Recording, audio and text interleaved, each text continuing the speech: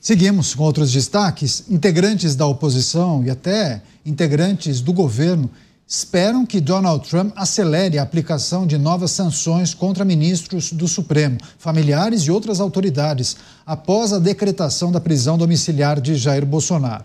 Segundo um comunicado de um órgão ligado ao Departamento de Estado dos Estados Unidos, o ministro Alexandre de Moraes, já sancionado por violação de direitos humanos, continuou usando as instituições brasileiras para silenciar a oposição e ameaçar a democracia.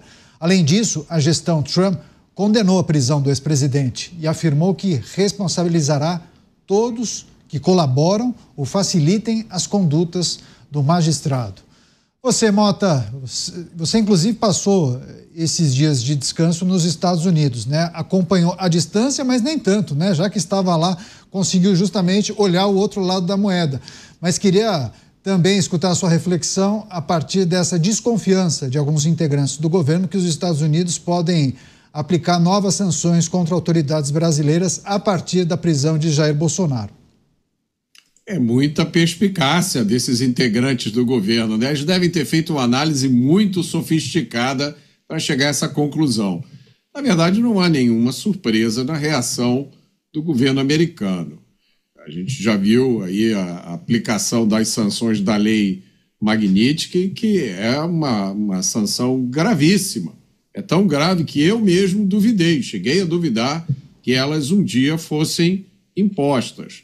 Agora, diante das decisões e das mensagens claríssimas do governo americano, alguns políticos e autoridades brasileiras se comportam como se fossem membros de um DCE universitário. É inacreditável o comportamento. Me parece que existe uma dificuldade de entender com quem eles estão lidando. Existe uma dificuldade de entender a força de Donald Trump. Donald Trump é um outsider na política que destruiu 3 dinastias políticas. A dinastia Bush, a dinastia Clinton e a dinastia Obama. Ele conquistou o Partido Republicano. Ele sobreviveu a uma guerra de ativismo jurídico. Ele sofreu muito, foi alvo de, se eu não me engano, quase 100 acusações e foi até condenado em um processo criminal inacreditável em Nova York. Depois, nunca esqueçam disso, ele sobreviveu por milímetros a um atentado, a bala. Tudo isso para depois renascer nas eleições do ano passado, impondo à sua adversária uma derrota histórica. E agora ele está de novo no cargo mais poderoso do mundo. Eu não consigo imaginar como alguém pode achar uma boa ideia confrontar alguém assim. Você, Dávila, queria escutar também sua avaliação acerca dessa desconfiança de alguns integrantes do governo, até alguns parlamentares, que entendem que os Estados Unidos podem ampliar as sanções impostas a autoridades brasileiras, principalmente ao ministro Moraes, que já teve aquela aplicação da lei Magnitsky, mas que outros aspectos dessa lei poderiam abarcá-lo e também outras autoridades brasileiras. Deixa eu só receber as pessoas que nos acompanham pelas emissoras de rádio. A notícia em destaque: os Estados Unidos possivelmente devem anunciar novas sanções contra autoridades brasileiras e há a desconfiança de alguns integrantes do governo que o ministro Moraes seria o destino dessas sanções e essas medidas tomadas pelo governo dos Estados Unidos. A prisão domiciliar de Jair Bolsonaro talvez seja o estopim dessas novas medidas, se forem tomadas, Dávila? Renato, tem 2 problemas nesta notícia. A primeira é o seguinte: a lei Magnitsky é uma espécie de bomba atômica. Se for escalada a lei Magnitsky, acaba com o Brasil inteiro, acaba com o sistema financeiro, acaba com as transações, acaba com a exportação. Então, assim, é um tiro de canhão gigantesco, uma bomba atômica que a sociedade inteira paga a conta. E isso é algo que deve ser evitado a qualquer custo. Ou seja, não devemos fazer gestos, provocações para que haja essa escalada. Essa escalada é péssima para o país.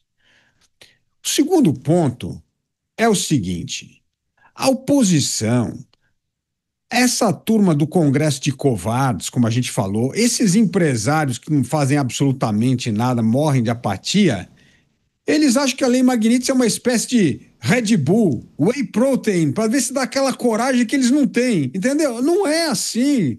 Os problemas nacionais têm que ser resolvidos por nós. Nós temos a coragem para enfrentar os reais problemas. Nós temos de ter coragem para pressionar o Congresso a fazer as mudanças necessárias na legislação, como bem disse o André Marcília, para fortalecer o Estado de Direito, fortalecer a Constituição, fazer com que nós possamos voltar a acreditar na justiça, nas regras, nas leis. Não existe bala de prata. Não é a lei Magnitsky que vai fazer o Brasil fazer isso. Isso são os brasileiros que têm que resolver esse problema. Então, o que nós temos que fazer? Primeiro, ter coragem para aprovar as reformas fundamentais que o Brasil precisa hoje para fortalecer a economia, para fortalecer a política e para fortalecer o cumprimento da lei, inclusive enquadrar o Supremo Tribunal Federal no seu papel de corte constitucional. Essa é uma das medidas essenciais. E segundo, é usar bem a diplomacia para ter uma conversa objetiva, pragmática, focada na defesa dos interesses nacionais, para não deixar que esta bomba atômica seja acionada contra o país e fazer com que os brasileiros paguem a conta pela irresponsabilidade de alguns membros do Judiciário e do Congresso Nacional. Agora, Cristiano Beraldo, essa abordagem, a maneira como a imprensa brasileira tem tratado desse dispositivo, Lei Magnitsky, e essa conexão entre decisões da justiça brasileira e uma possível resposta do governo dos Estados Unidos, essa relação é correta? Esse diagnóstico feito por alguns veículos, a gente pode considerar que trata-se de uma leitura adequada ou tem um pouco de fantasia também, Beraldo? Bom, vamos lá, Canhato. A Lei Magnitsky ela foi aplicada em razão de um trabalho bastante intenso feito, sobretudo pelo jornalista Paulo Figueiredo, junto a autoridades norte-americanas, pessoas muito próximas ao governo Trump, que entenderam que havia um abuso por parte, sobretudo do ministro Alexandre de Moraes, em relação não apenas a empresas e pessoas norte-americanas, cidadãos norte-americanos, mas também na forma com que estavam sendo cometidos abusos neste processo contra Jair Bolsonaro. E aí, obviamente, há uma associação com o que aconteceu com Donald Trump depois que ele deixou a presidência da República. Pois bem, a lei foi aplicada e agora houve uma nova decisão que dobra a aposta em cima de uma conduta contra o ex-presidente Jair Bolsonaro. Esse tipo de decisão, feita de forma monocrática, ela, neste momento, pesa apenas contra Alexandre de Moraes. Porém, por se tratar, obviamente, da prisão de um ex-presidente, ela precisará ser submetida ao colegiado e não vai poder demorar muito tempo. E aí eu pergunto, Canhato, imagina aqueles ministros que possuem bens nos Estados Unidos, possuem contas bancárias, têm um hábito de viajar ao país, alguns perderam essa possibilidade agora, porque já tiveram seu visto suspenso. Há outros que têm filhos pequenos, que gostam de visitar a Disney, outros gostariam de levar seus netos à Disney, e agora isso tudo está sob ameaça. Aí eu pergunto, esses ministros, eles vão votar nessa prisão de uma forma isenta ou eles vão realmente ceder ao corporativismo que existe e que acaba sempre fundamentando esse apoio ao ministro Alexandre de Moraes? Portanto, vai ser um momento bastante interessante ser observado, porque eu não tenho dúvida que, caso a prisão seja mantida graças ao voto de outros ministros, esses outros ministros estarão no alvo também das autoridades norte-americanas. Pois é, e essa é a aposta, inclusive, de muitos que monitoram essa situação, essa articulação feita, não sabemos exatamente em que momento, mas haveria, segundo essas pessoas, essa possibilidade de uma extensão, uma ampliação da aplicação dessa lei para outras autoridades. Mas, Dávila, você, quando questionou o nosso convidado sobre freio e contrapeso, você lá atrás defendeu aquele movimento de autocontenção, enfim, ainda que talvez não seja a maneira mais adequada na visão de alguns, talvez muitos entendam que trata-se de um processo meio atabalhoado, mas você não acha que, na eventualidade dos Estados Unidos aplicarem ou ampliarem os efeitos da Lei Magnitsky, seja para um integrante do Supremo ou para outras autoridades brasileiras, essa movimentação não teria esse efeito, Dávila? O ponto é que a Lei Magnitsky, quando ela for aplicada, né, de maneira absoluta, não afeta apenas as pessoas do Supremo, ela afeta o Brasil inteiro, ela paralisa o sistema financeiro, ela paralisa vários serviços fundamentais para todos nós brasileiros. Isso que eu estou dizendo, ela pode virar uma bomba atômica. E se nós temos um ministro na Suprema Corte que toda semana está dobrando a aposta, isso pode acontecer. Imagina, por exemplo, você tirar o sistema bancário do SWIFT do mundo, que nem aconteceu com a Rússia. Acabou o sistema financeiro brasileiro, o que nós vamos fazer? Isso não afeta só o ministro. Eu gostaria que afetasse só o ministro, a família, a viagem do netinho, como disse o Beraldo, o filho que estuda nos Estados Unidos, mas não é isso. Afeta a sociedade inteira. É uma coisa que vai ter consequências dramáticas. E a nota Tom, hoje publicada pelo governo norte-americano, e o nosso juiz do Supremo dobrando a aposta, é um caminho perigosíssimo. É um caminho que pode inviabilizar o país que já está passando por uma situação dramática. Então, é hora de termos, primeiro, o executivo entrando em campo e negociando seriamente com o governo norte-americano para evitar isso. E segundo, as instituições, principalmente Congresso Nacional e no Congresso, principalmente o Senado, cumprindo o seu papel para ser o peso, o freio contrapeso ao Supremo. Porque senão, Canhoto, esse negócio vai desandar. E não é apenas para um ministro ou uma autoridade do parlamento. Afeta a sociedade inteira. Não podemos deixar o país pagar uma conta gigantesca por causa da irresponsabilidade de 4, 5 homens públicos. Isso é um absurdo total. Nós não podemos deixar isso acontecer. Pois é, inclusive várias pessoas da nossa audiência enviaram aspas da manifestação do ministro em questão à época da aplicação da Lei Magnitsky, quando ele disse que este relator vai ignorar as sanções que lhe foram aplicadas, e aí ele reforça que o trâmite e o processo contra Jair Bolsonaro não iria se atrasar nem se adiantar, seguiria o rumo normal. Mas, Mota, o nosso convidado, André Marcília, ele trouxe uma análise, uma reflexão, um apontamento que indica uma possível cisão, uma possível ruptura dentro do Supremo, indicando que um grupo não concordaria com o posicionamento do ministro Moraes. Claro que ele não deu nome aos bois, mas talvez a gente pudesse entender que esse grupo tem hoje em dia 3 ministros, talvez 4. Pode ser uma luz no fim do túnel? A gente pode entender que é o início de um processo de mudança, Mota? É difícil dizer, Canhoto, mas me parece que a situação atual só aponta esse caminho, né? Um caminho de reconsideração. Eu tenho uma interpretação um pouco diferente da do Dávila, né? No meu entendimento, a Magnitsky, as sanções da Magnitsky têm um caráter individual, pessoal. O que acontece é que prestadores de serviço, grandes empresas, como têm obrigação de obedecer à Lei Magnitsky, se quiserem prestar serviços no mercado americano, elas vão se ver numa situação muito difícil, né? Porque elas vão ter que negar serviços a autoridades brasileiras, que têm um poder muito grande de fazer com que essas empresas façam o que eles querem. Então, a empresa vai ficar numa situação muito difícil.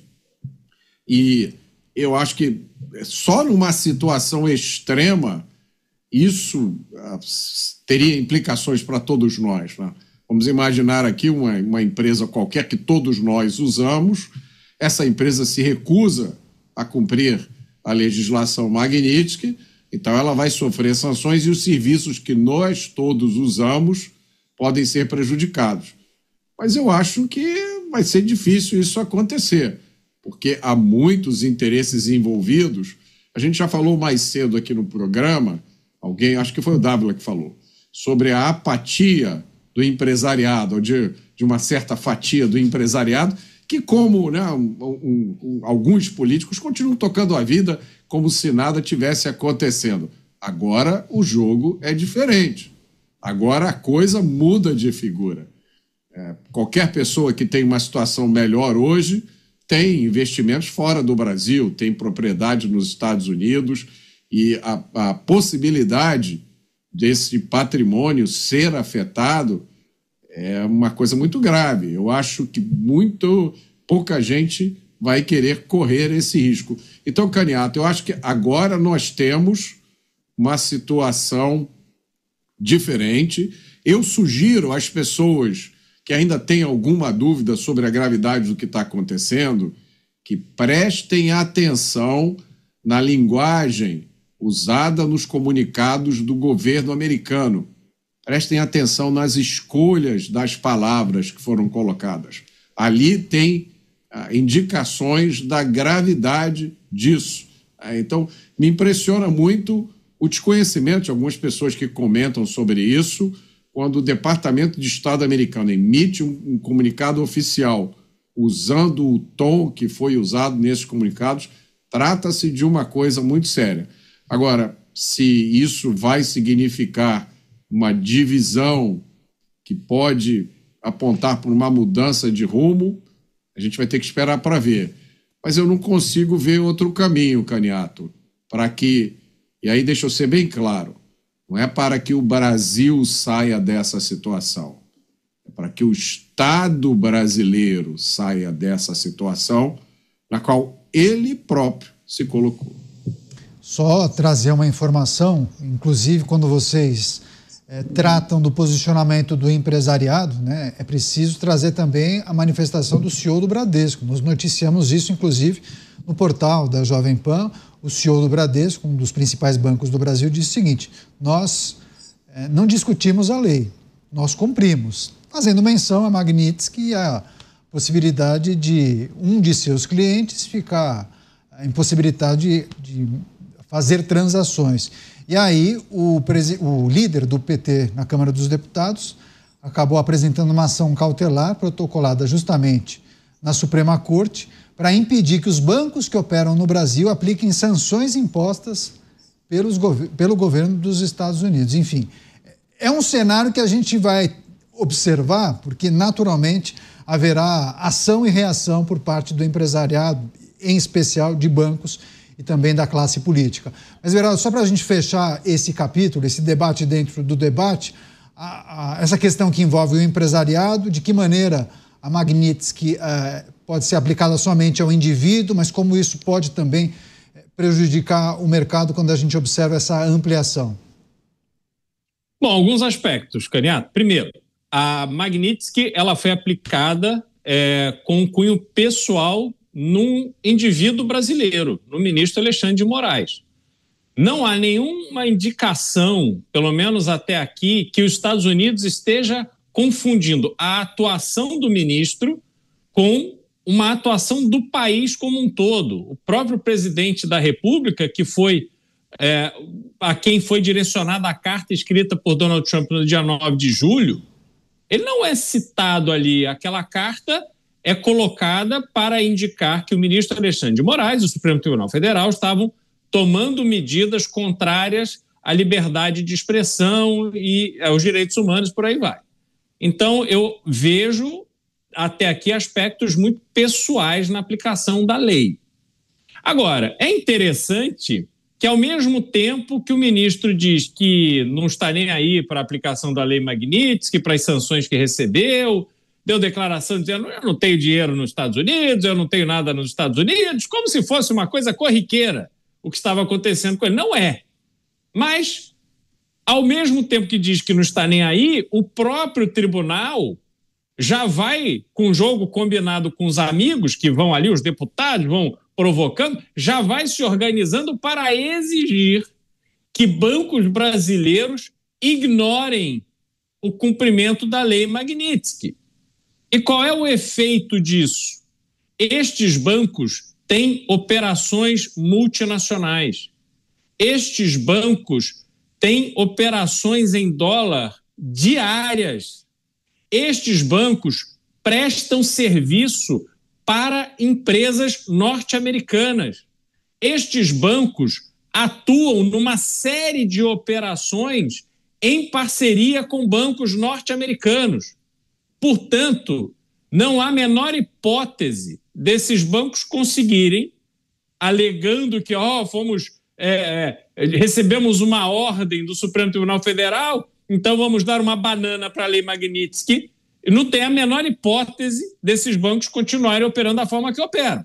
Provavelmente, se esta aberração acontecer e nós formos, como povo brasileiro, formos brindados com mais uma medida absolutamente autoritária por parte do judiciário brasileiro, que vai passar a interferir em bancos, em empresas privadas, dizendo: você pode, você deve servir este cliente, apesar do seu histórico e das suas restrições, e você não deve servir aquele.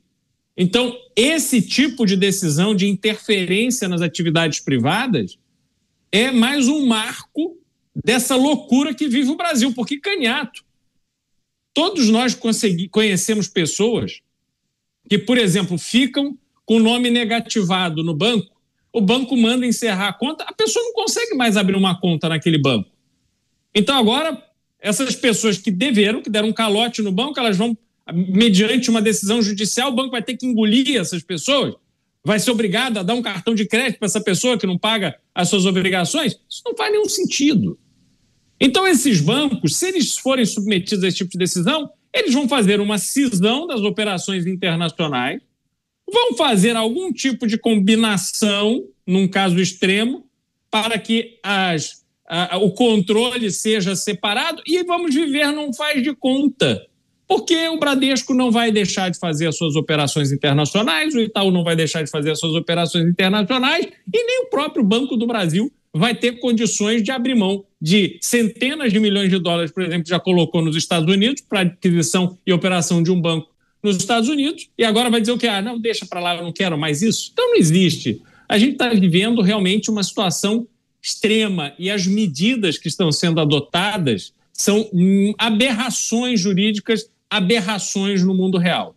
Pois é, inclusive a nossa audiência aqui, sempre colaborando, né, participando do debate, enviaram um link com uma notícia muito interessante que trata de uma multa que foi aplicada ao maior banco francês, o PNB, multa de quase 9 bilhões de dólares por descumprir a lei Magnitsky. Olha só, e não é fake news, né? Tanto que eu coloquei no Google aqui, uma porção de veículos de comunicação repercutiram essa notícia que trata de uma multa, mas que acabou virando um acordo justamente para evitar esse processo em solo norte-americano.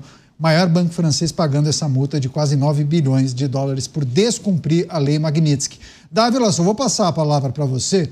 Como o Mota e o Beral trouxeram apontamentos em cima daquela reflexão que você fez, porque do jeito que você colocou, parecia que a Magnitsky iria inviabilizar negócios do Brasil com o resto do mundo, quando você fala do sistema de pagamentos. E Mota e Beraldo focalizam em aplicações à pessoa física, né? À pessoa do ministro ou de outras autoridades. Vai lá, Dávila.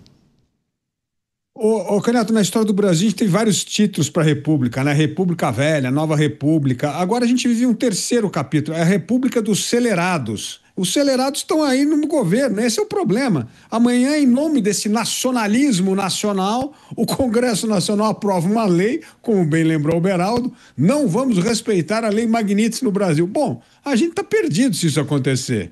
Em nome da soberania nacional, não vamos aceitar a lei Magnitsky no Brasil.